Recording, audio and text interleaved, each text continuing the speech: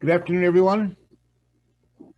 This is Steve Handelman. I'm the director of the Center on Media, Crime, and Justice at John Jay College. Welcome to program 3 of our series on youth justice reform and change. We have a really exciting program for you this afternoon. Our previous programs in the first 2 sessions were on voices of change and race, the pandemic, and youth justice. And today we're going to go a bit further to look at the next frontiers of what we'll call the next frontier of youth justice change. Just a few other notes. Some of you have questions that you wanted me to send to our speakers last week. I have sent them, and they've now promised to get back to me. So as soon as I get the answers, I'll post them and send them to you as well. Also, some good news is that the videos from the first 2 sessions last week are now ready, and they're going to be uploaded pretty shortly. And I'll again the link around to everybody who's registered in our conference. And the last point is that those of you who are doing stories about the webinar, based on what some of the speakers say, or stories that you're working on yourselves, please let us know. We can either cross-post them or make reference to them. One of the great things about our CMCJ network is it's basically a way for journalists around the country to get an idea of what other people are doing, to get ideas for leads and stories and resources. And it doesn't quite take the place of our kind of person-to-person roundtables that we have, or we used to have in the old days pre-COVID, but it's still a way for everybody to get knowledgeable about what other folks are doing. So I'm going to move. We have 3 sessions scheduled today. We're going to end around 4:20 or 4:30. We're going to begin with some keynote remarks from Michaelpierre, and then we'll be talking about the reimagining probation and community supervision, and we'll be tracking the movement for youth decarceration. And then finally, we have a session on strengthening the rights and protecting the health of justice-involved youth. So they're all very, very meaty issues. Again, we will be recording them all. They won't be available immediately, but if you need references, they'll be there. And I'll be putting in various links and additional information in the chat as well. So I think we should start now. I'm going to hand the gavel over to Joe Dominic, our journalism coordinator for this session and associate director of the CMCJ, and he will introduce our first speaker. Joe? Joe, you're... Yeah, okay. Good morning, everybody. I'm Joe Dominic. I'm the Associate Director of the Center of Media, Crime, and Justice. And we're starting off today with an incredible overview by one of the most impressive guys that I've met in the juvenile justice reform movement. His name is Michaelpierre. He's the director of the Center for Criminal Justice Reform at Georgetown University's McCourt School of Public Policy. Prior to that, he worked as a public defender and as a program coordinator of the Office of Juvenile Justice and Delinquency Prevention at the National Center for Youth in Custody. And Michael is going to be talking today about the reforms that have been made in the juvenile justice system over the last 20 or 30 years. And it's really a kind of an inspiring record, given that moving the criminal justice system in all other areas has been one of the toughest long hauls in history. So Michael, please go right ahead. Great, thanks so much, Joe and Steve, and good afternoon to everyone. As Joe mentioned, my name is Michaelpierre, and I'm the director of the Center for Juvenile Justice Reform at Georgetown University's McCourt School of Public Policy, and it's an honor to speak with you all today. At the outset, I want to thank the sponsors of this wonderful program, to the leadership of John Jay College, as well as the Tao Foundation, Annie E. Casey Foundation, and Public Welfare Foundation. Thank you for supporting these vitally important conversations on youth justice.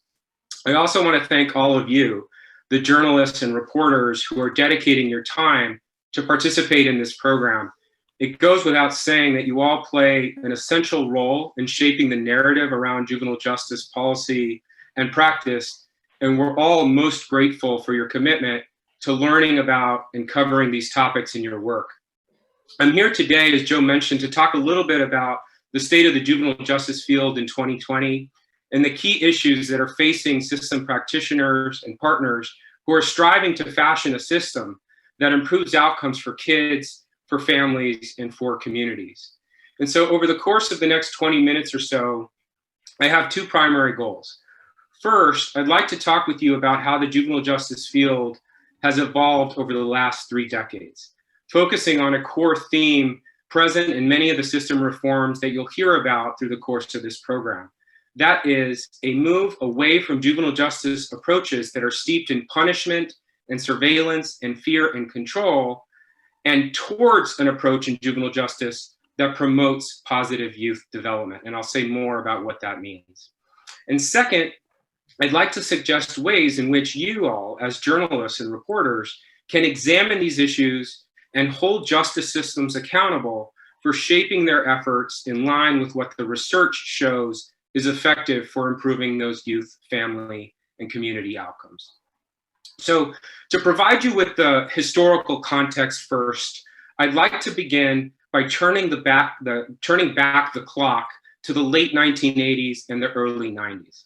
As many of you well know, the late 80s and 90s was an incredibly challenging period for the juvenile justice field at large, primarily because during this time, there was a notable increase in violent juvenile crime nationally and juvenile homicides in particular. This increase in crime was covered heavily by the media, which focused on high-profile and sensationalized cases, drive-by shootings, gang murders, school shootings, and the like. And the result was a legitimate public concern regarding community safety. And in response to that, researchers and policymakers scrambled to identify causes and solutions. Now, in retrospect, we know that the arrest rates for violent juvenile crime nationally began to drop in the mid-1990s, a decline that would continue for decades afterwards. In fact, as we sit here today, and we examine the most recent data published by the Office of Juvenile Justice and Delinquency Prevention from 2018, we see that the rates of juvenile arrests overall today are at historic lows. So that's the current environment in which we're operating today, historic lows in terms of juvenile arrests.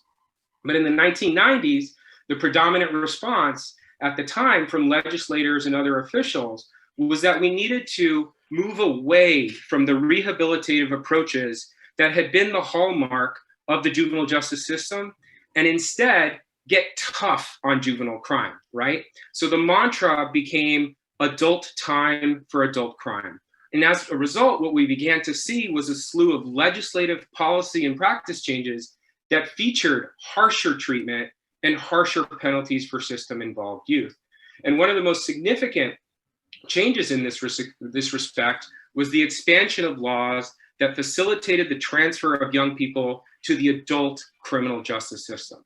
Laws that expanded the list of crimes that made young people eligible for this transfer to adult court so that they could be charged and tried and sentenced as adults. Laws that gave prosecutors the discretion to directly charge young people as adults for certain offenses, and so on and so forth.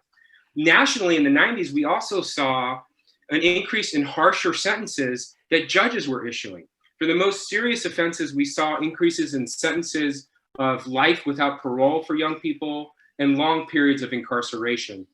And overall, within the juvenile justice system during this time, the rates of detention and incarceration for young people really spiked.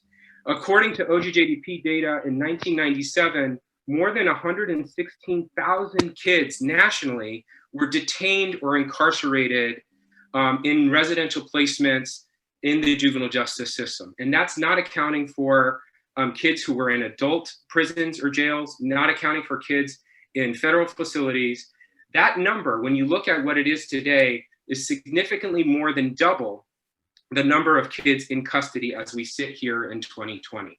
So it looked a lot different in the 90s, and in part this sea change that we saw in the 90s was driven by this false narrative that was espoused by a group of researchers and really embraced by the media, that young people at the time were a group of super predators. You've heard this term come up in the campaign for the presidency and in this environment in 2020.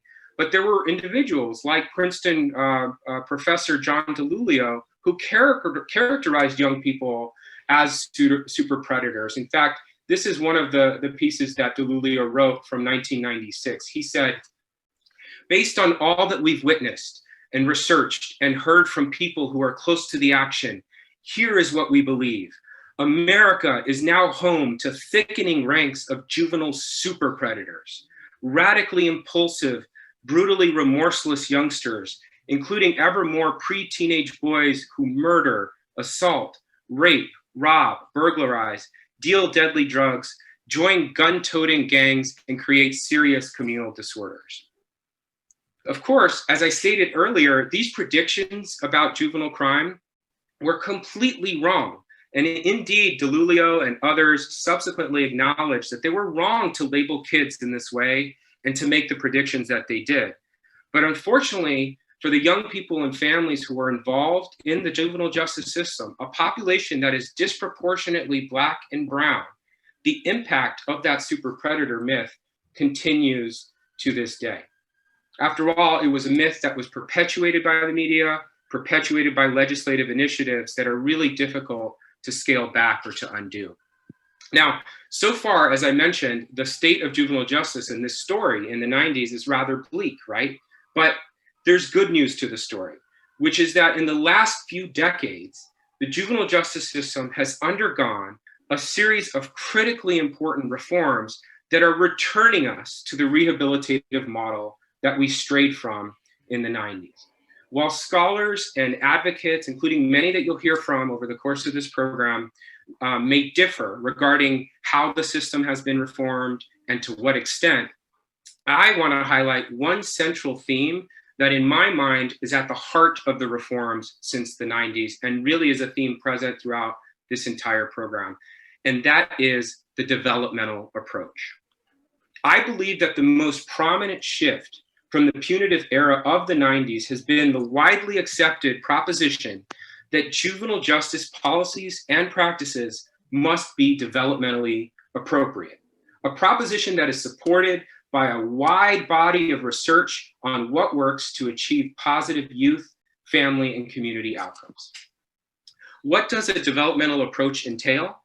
Well, it means at a base level that we view, treat, and value young people and their families in a strengths-based manner, recognizing that every individual has incredible strengths and the potential for leading healthy, productive lives in community with others. When it comes to juvenile justice policy and practice, a developmental approach means that system staff and partners advance youth development. And they do that by helping young people, one, forge positive relationships with caring, pro-social adults and peers. Two, help young people develop the necessary skills to transition successfully into adulthood. And three, benefit from a juvenile justice system that supports young people and families holistically and does it in a way that is fair and equitable. At its core, the developmental approach embodies a recognition that adolescents are fundamentally different than adults and they're different than younger children. Research in the realms of brain, cognitive, and psychosocial development teaches us that adolescents in particular differ from adults and younger children in that they're more susceptible to peer pressure. They're much less able to regulate behavior and control their impulses. They're much more likely to focus on immediate rather than future consequences of their decisions.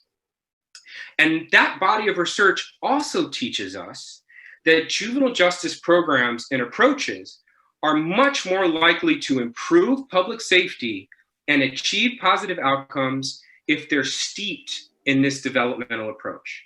One seminal piece of research in this regard is the meta-analysis that Dr. Mark Lipsey from Vanderbilt University and others conducted, which examined over 500 studies of juvenile justice programs. and found that the programs that are steeped in a therapeutic philosophy, again, those that focus on relationship building and skill development and restorative justice, that those programs were significantly more likely to reduce recidivism than those programs that feature punishment and control and surveillance and fear. Programs like the boot camps and the scared straight type programs that became especially popular during the 90s.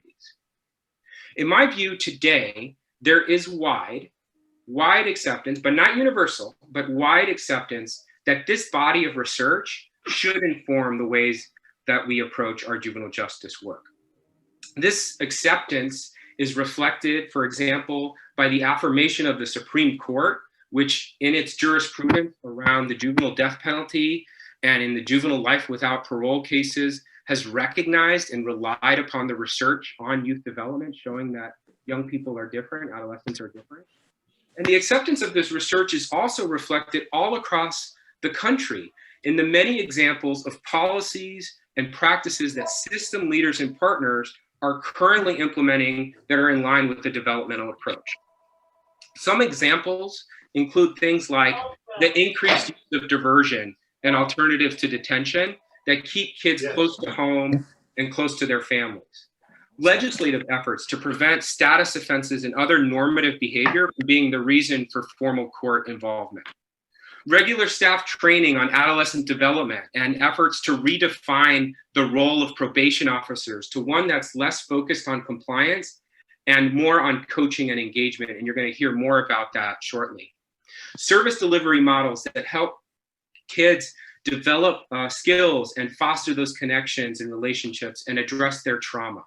Efforts to elevate the voices of and partner with young people and families in case planning and decision making, and the repealing or scaling back of those adult transfer laws that I mentioned earlier, as well as the passage of laws that raise the age of criminal court jurisdiction. These are just a few of the examples that we're seeing all across the country that are in line with this developmental approach, many of which I know that you'll continue to explore as part of this program.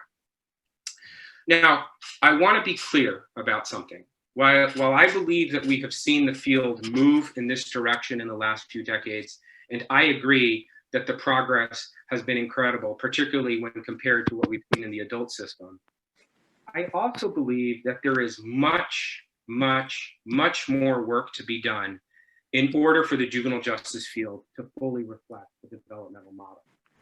Most recently, the COVID-19 pandemic has presented major obstacles to all juvenile justice agencies and systems, including those with the best intentions of advancing this developmental approach.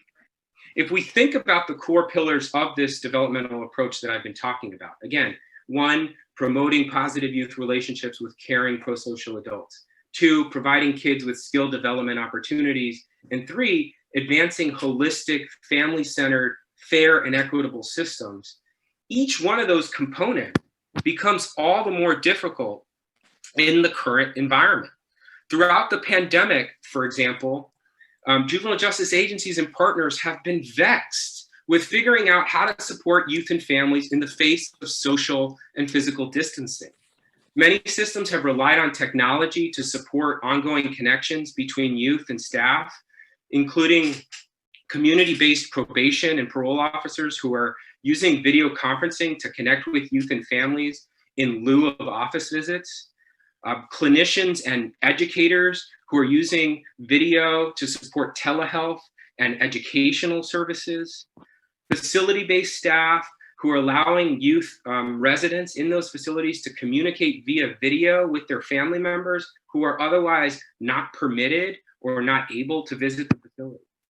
You know, while the use of the technology has been useful in this regard, when it comes to the core elements of a developmental approach around relationship building and skill development, I personally believe that in-person approaches are just the gold standard. And that's something that simply is not fully possible given the current public health considerations. And of course, the pandemic has also placed an extraordinary amount of stress on kids and families, which has serious implications for how juvenile justice systems go about this notion of looking at the work holistically and meeting all of their needs. A recent poll conducted by NPR, the Robert Wood Johnson Foundation, and the Harvard T.H. Chan School of Public Health found that during the pandemic, 60% of households with children across the country have either lost jobs or businesses or have had their wages reduced. 60% of households with kids have experienced those things. And the pandemic, we know, has had an impact on mental health as well. And the CDC has recently reported its findings in the summer that the prevalence of anxiety and depression symptoms, for example, have been reported to be substantially higher than what they were reported to be just last year, right? So how systems ensure that the basic needs of young people and families are met in this environment is extraordinarily challenging, particularly if jurisdictions up to this point have not fully invested or established a rigorous continuum of community-based services and supports. And even if we put the impact of the pandemic aside, from our perch at Georgetown and all of our work around the country, we continue to see too many justice systems across the US that continue to employ practices that are simply counter to this developmental approach. And this is the heart of what system reformers are focusing on, right? This includes things like a failure to divert young people from the justice system altogether, who don't present a risk to public safety, whose needs could otherwise be met without system involvement. Systems that over-rely on the use of detention and incarceration, practices that separate young people from their families and their communities and disrupt education and other important services. Or systems that overuse heavy-handed community supervision practices that don't promote these positive outcomes we care about in the long term, like the use of technical violations that push young people deeper into the system. And of course, arguably the most pernicious problem plaguing the juvenile justice field today, and one that has been brought further to light during the pandemic and the increased national awareness due to the recent events involving racial injustice, is the fact that youth of color continue to be disproportionately represented in the juvenile justice system and continue to face harsher systemic treatment than their white counterparts. As I know that you'll discuss throughout this program, studies show across the board that youth of color are overrepresented at practically every stage of the juvenile justice system, from arrest to referral to charging to adjudication to sentencing. This means that youth of color make up a greater percentage of the system-involved population than compared to their presence in the general youth population. So for example, in a given jurisdiction, right, say African-American youth comprise 17% of the general youth population, given the disproportionality, you might expect African-American youth to make upwards of 30 or 40% or higher than that of the young people who are actually arrested or detained or involved in the system. Indeed, according to the Burns Institute, who analyzed federal data from 2017, they found that Black youth were 4.6 times as likely than white youth to be incarcerated, that Native American youth were 2 times as likely, and Latino youth were 1.4 times as likely to be incarcerated. From a developmental perspective, we know that perceptions of fairness really matter for kids. Research in the procedural due process domain teaches us that young people who perceive systems to be fair, they're much more likely to engage with system officials, to build trust with them, to accept the consequences of their actions. What does it say to youth of color when they see a justice system that stacks the odds against them and treats them more harshly than their white counterparts for the same behavior? How does that promote the type of trust and relationship building that we know makes the difference in supporting young people to succeed in the long run? In order for juvenile justice systems to truly realize this developmental model that I've been talking about, system leaders and partners must have a relentless commitment to ensure that the policies, practices, and programs that are implemented are fully in line with those core principles at the heart of the developmental approach. And this is where you, as reporters, as journalists, can have a significant impact in shaping juvenile justice policy and practice. You have the ability to hold system leaders, staff, and partners accountable by asking hard questions, by examining the data, and by telling the stories of individuals who are most affected by the system. So in closing, I want to encourage each of you to think about how you might examine whether juvenile justice systems are advancing a developmental approach and operating in line with what this research shows is effective.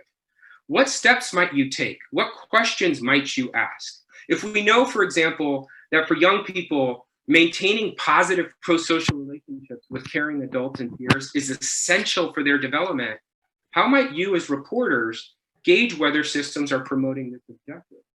Would you explore the community supervision model that probation and parole agencies are using to see if it's steeped in punitive or therapeutic approaches? Would you investigate whether the system is partnering with community-based providers and credible messengers to provide mentorship and support to youth? Would you look into the extent in which systems rely on detention and incarceration versus community-based alternatives that safely keep kids close to family? And what about the core principle of promoting youth skill development?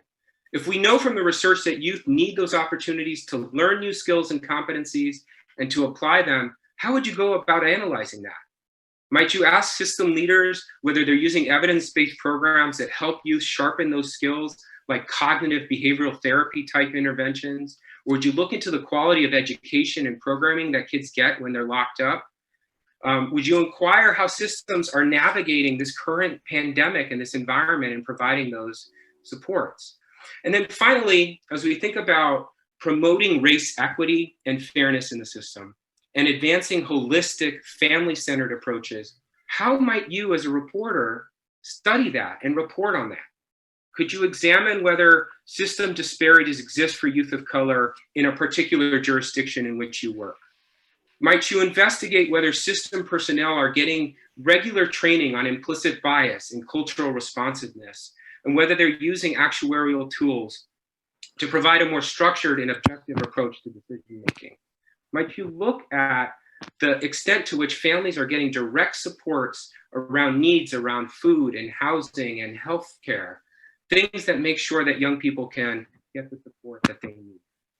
Let me close by saying this. When it comes to juvenile justice policy and practice, you all know the stakes are exceedingly high. Behind the data, behind the research, behind the statistics, all of which we've talked about today, are the real lives of individuals, the real lives of children who have their entire futures ahead of them, the real lives of family members and loved ones who love and support them, and the real lives of victims of crime and other members of the community who are impacted by how the system operates. And because the stakes are so high, it's critically important we get it right. And yes, that includes the leaders and partners who actually operate the system. And yes, this includes the legislators who pass the laws that shape the system. And yes, this includes the reformers who are advocating for youth and pushing for better outcomes. But it also includes you all as journalists and reporters. And so on behalf of all those young people and families and community members who are impacted by the system, I look forward to seeing how each of you will contribute to this most important endeavor. Thanks for listening, and I'm now open to take any questions and to discuss further. Thank you, Michael. Okay, all of you reporters out there, we'd like to see your questions, please, in the Q&A area. And I'd like, Michael, you've given these journalists an extraordinarily concise, cogent, and actionable series of ways of looking at the system. And we're going to be posting those, and they're going to be extremely useful to our reporters. But if you're a young reporter out there, maybe you're sitting, maybe he or she is sitting there saying, where do I start? Who do I talk to? What would be your suggestion? Well, I think that the most powerful place to start is with the young people and families themselves. So explore opportunities to connect within a particular jurisdiction to elevate the stories of young people and families. I will say that unfortunately, the narrative that we see with young people who are involved in juvenile justice or in child welfare, for example, and families, the narrative can be somewhat deficit-based. We instead need to be focusing on a media narrative that really lifts up the strengths and the incredible assets that young people and families have. Joe, I'll give you an example in the child welfare context, right? In the course of this pandemic, there has been this narrative that because young people are not in school, that they're doing it virtually, that there is a real concern for rising rates of abuse and neglect in the home. That's true to a certain extent, but it's also true that families have incredible strength. And if you look at the data and the child welfare side of things, you'll see that the rate of individuals who are in the system for the most serious types of abuse is actually the minority of cases, right? The majority of cases within child welfare is more as a result of poverty and the lack of families being able to have their basic needs being met. So how do we shift the narrative to present families, not to downplay the challenges that young people and families face, because they are tremendous, but how do we shape the narrative in a way that lifts up those strengths and those assets and presents young people and families in a positive light? And I think the best way to do that is by capturing those stories, those success stories of young people and families who've been able to emerge for the most challenging situations, and to put that human face on the story. Like I said, the data and the statistics, those are all important, but at the end of the day, these are real lives that we're talking about. Okay, thank you very much, Michael. We have a question from an anonymous attendee who asks, what drives someone like Professor Don DeLeo to violently describe young people as they did, as super predators? What do you think was their motive? Yeah, I mean, it's hard to know the motive. I mean, I think that we, in fashioning policy and approaches in the juvenile justice system, we have to be careful not to react to particular, outliers or cases, right? Policy, in my view, should be driven by what the research shows is effective. And I think that what was happening in the 90s was that we had a lot of those sensationalized stories. And, the reality was that we were seeing, rates of crime spike during that time, and folks were searching for solutions. But I think that, it's quite clear now, as I mentioned, the juvenile crime rates are at historic lows. We've been on this path now, trying to embrace this developmental approach now for decades. Many jurisdictions have seen improved outcomes. I think it's clear that we have to move in this direction, and we have to continue to make our policy and our practices, we have to design that based on what the evidence and what the research tells us, as opposed to being caught up on particular outlier cases or sensationalized cases that we have seen over the years. Thank you, Michael. We have a question now from Julie Reynolds Martinez. She asks, how much of a role do you see restorative justice playing in the near future? She says, I mean, not just as an adjunct to traditional punitive sentencing, but as an actual viable alternative to courts and incarceration for what's called serious crimes. Yeah, that's a great question. And in my view, and you heard me a little bit talk about the meta-analysis that Professor Mark Lipsey did out of Vanderbilt University, and restorative justice programs were part of his findings, in that programs that are steeped in those principles really can be effective in promoting public safety and other positive youth outcomes.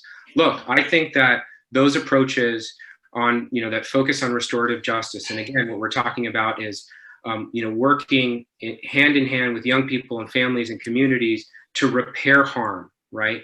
To build empathy, to build a sense of community.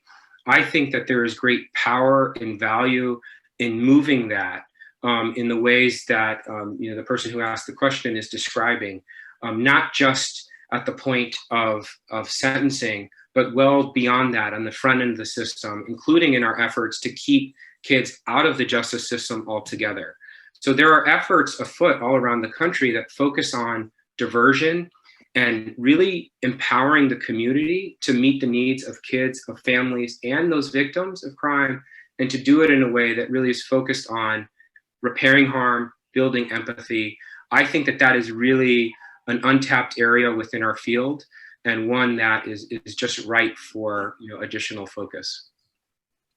Okay, we have a rather lengthy question from Charlotte West. I'll see if I can truncate it a bit. She says that there's now a movement to have young people vote at as early as the age of 16, yet reformers within the youth justice system say that when young people commit crimes, their brains aren't fully developed. So if their brains aren't fully developed, then they shouldn't be thought of as adults. In that particular case, why should they have the maturity to vote? Yeah, I mean, there is a whole body of research around adolescent development, and the distinction between cognitive development and psychosocial, kind of that emotional development piece, right? So if you look at this research, what you'll find is that really by the age of 16, from a cognitive standpoint, young people, they have the ability to know the right, what's right from wrong, right?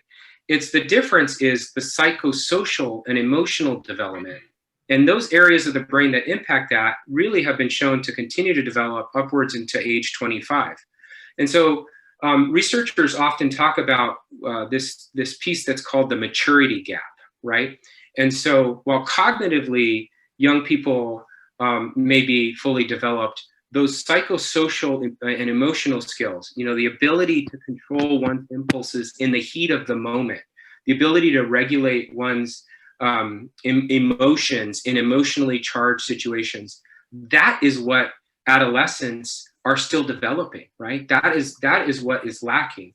So it's not to say that young people don't have the wherewithal to vote or to make important decisions or to have autonomy over their lives. In fact, that's what we want to be supporting. It's just a recognition that that emotional psychosocial piece is still in development, and we have to be giving adolescents the support and the skills to help them make better decisions in the heat of the moment. Well, that's a terrific clarification, Michael. Thank you so much. We have time for maybe one or two more questions. This one asks, what tips do you have for reporters who want to build trust with young people and families so that they feel comfortable sharing their stories with them? Yeah, I mean, I think this is a real challenge, and I really appreciate the question. When you're talking about young people and families who have traditionally been, frankly, harmed by many of these justice systems, and you see this come to fruition in light of everything that we're seeing with the George Floyd incidents and other incidents, there's often a lack of trust in the system, and with reporters who may be telling the story about the system involvement. So it's a real challenge. I think the best thing that you can do is just to be clear about your objectives, about what you're trying to achieve, that you're trying to raise awareness about the system and about their experiences, so that it can lead to change, so that it can lead for the next young person or family who goes through the system, so that they can have a better experience moving forward. I think that really shaping the message behind why you're pursuing the story, what your interest is, and being clear about that is an essential piece of it. And I think that just thinking about partnering with a whole host of youth and family advocacy organizations that are focused on this area, to give you tips about how do you build that trust, that relationship building is another strategy. The juvenile justice field has a wonderful cadre of advocacy organizations and supporters who are really thinking.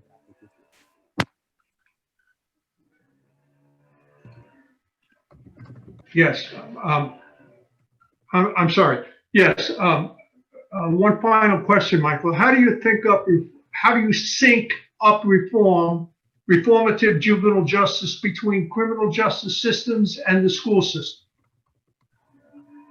Yeah, I mean, I think when I think about the dimension of skill development, as a core developmental approach, the role of education and promoting kind of career, development is absolutely at the heart of that. I believe that we cannot achieve positive youth outcomes if we don't have a strong school system and educational services for young people. This is the path that gives young people hope for a better future.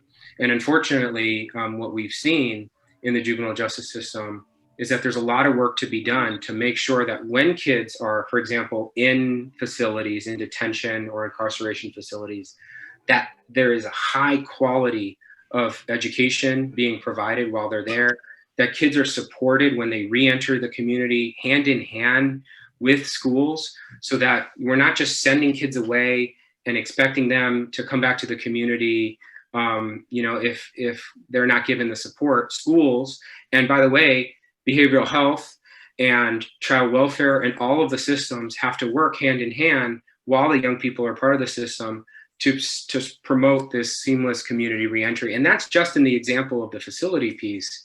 But there's also the dimension of those young people who are supervised in the community and making sure that schools are part of the case planning, part of the service delivery.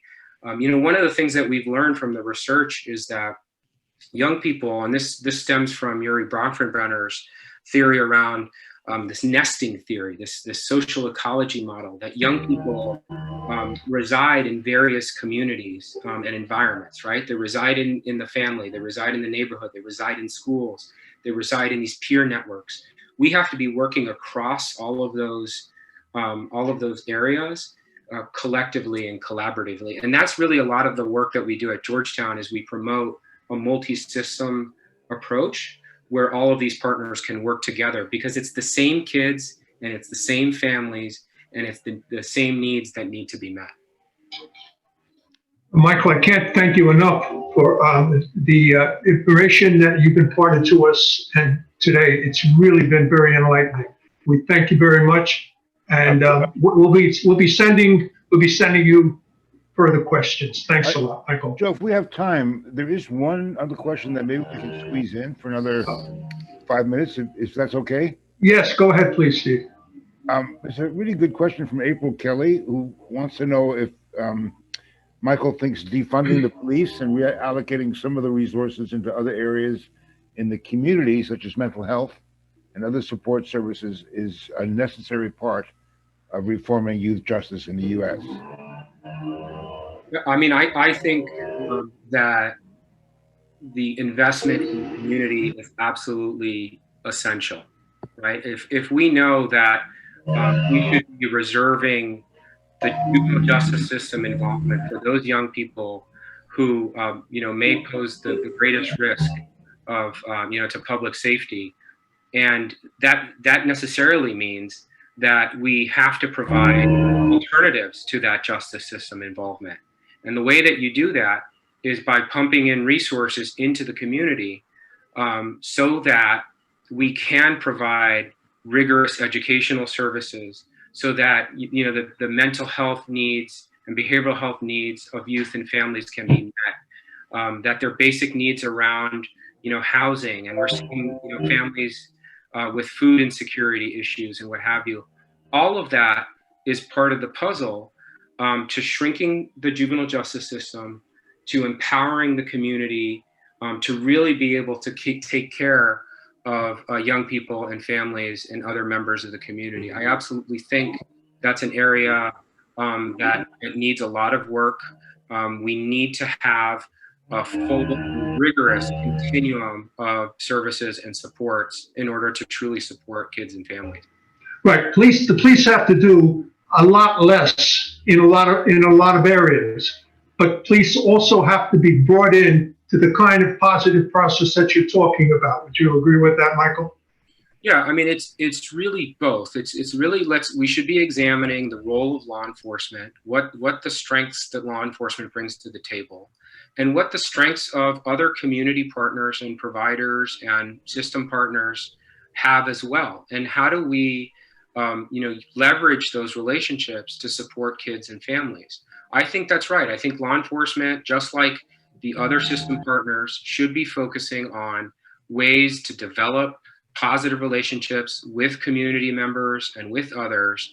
But we also have to be real about what is the role of each partner. Where are those strengths? Where there might be challenges?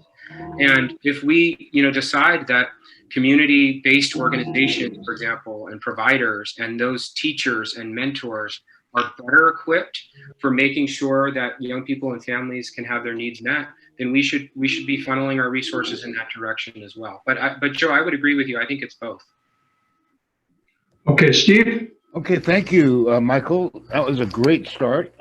Again, if any of you have more questions, some of you have questions that we haven't been able to answer yet, but please put them in the Q&A box and we'll bundle them and send them to Michael, and he'll be gracious enough, I know, to answer them, and we'll send the responses back to you.